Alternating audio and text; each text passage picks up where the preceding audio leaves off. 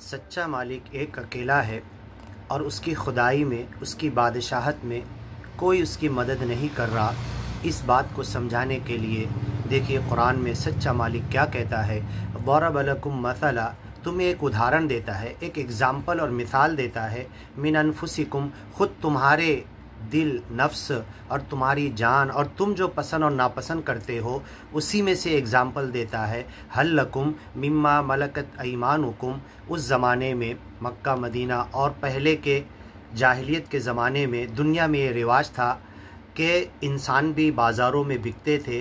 तो जो तुम अपने हलाल और मेहनत की कमाई से, पैसे से किसी इंसान को ख़रीद कर लाओ, उसे ग़ुलाम बनाओ। हल लकुम मिम्मा मलकत ऐमानुकुम, जो तुम्हारे सीधे हाथ की कमाई से तुमने किसी इंसान को ग़ुलाम की हैसियत से ख़रीद कर लाया है। मिन शुरका फ़ीमा रज़क़नाकुम, क्या वो तुम्हारे अकेले के ग़ुलाम हैं या किसी और इंसानों के ग़ुलाम हैं? वो क्या उसमें अलग अलग लोगों मालिक उसमें हो सकते हैं कि तुम अकेले उसके मालिक हो?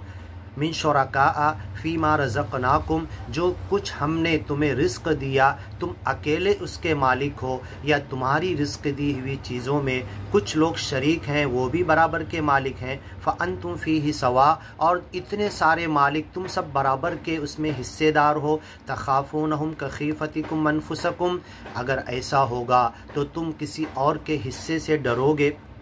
कज़ालिका नुफ़स्सिलुल आयात, तो जिस तरीके से एक इंसान अगर बाज़ार में बिकता है, कोई ख़रीद के लाता, उस अकेले का ग़ुलाम है, उसके मालिक होने में कोई दूसरा शरीक नहीं हो सकता, तो तुम्हारा जो सच्चा मालिक है एक अकेला है, दूसरे खुदाओं को उसके साथ मिलाओ मत।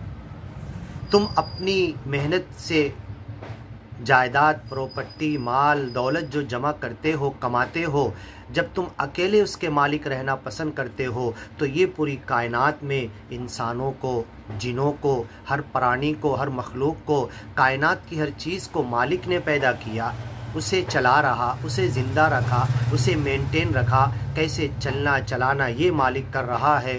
तो तुम जब किसी और झूठे खुदा को उस मालिक के साथ शरीक करते हो तो तुम्हें अपनी प्रॉपर्टी में किसी को दखल देने पर जितना गुस्सा आता है उतना ही गुस्सा मालिक को उसकी मिल्कियत में जब तुम किसी को मिलाते हो उससे ज़्यादा गुस्सा आता है।